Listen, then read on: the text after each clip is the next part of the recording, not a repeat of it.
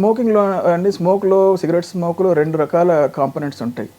ఒకటి నికోటిన్ వచ్చేసి మనకి ఇచ్చే ప్లెజరబుల్ ఎఫెక్ట్ ఏదైతే ఇస్తుందో, మనం తాగిన వెంటనే మనకు హై రావడము, మైండ్ క్లియర్ అవ్వడము, కాన్సన్ట్రేషన్ రావడం, అదంతా నికోటిన్ వల్ల. కానీ సిగరెట్ కాలినప్పుడు 1000కి పైన మనకి క్యాన్సర్ కాజ్ చేసే కాంపోనెంట్స్ కూడా ఉంటాయి దాంట్లో. అవన్నీ కూడా పీల్చుకుంటాం మనం. సో 1000+ కార్సినోజన్స్ ఉన్నాయి మనకి సిగరెట్ స్మోక్లో నోన్. ఇంకా అన్నోన్ చాలా ఉంటాయి. సిగరెట్ స్మోకింగ్ కార్సినోజన్ ఎక్స్పోజర్ వలన మనకు over a period of time మనకి లంగ్ క్యాన్సర్ అనేది ఇది కార్సినోజన్స్ వెళ్ళి మనకి డిఎన్ఏ లెవెల్లో డ్యామేజ్ చేస్తాయి.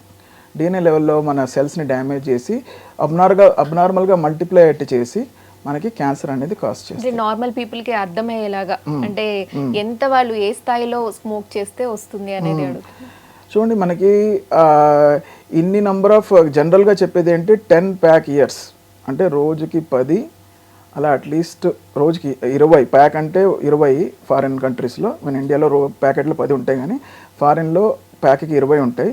రోజుకి 20 అలా 10 ఏళ్ళు తాగితే you are at high risk of developing COPD, lung cancer. అంటే దానికి తక్కువ తాగితే మీకు రాదని కాదు, అది అంత తాగితే మీకు హై రిస్క్. కానీ any exposure to cigarette smoke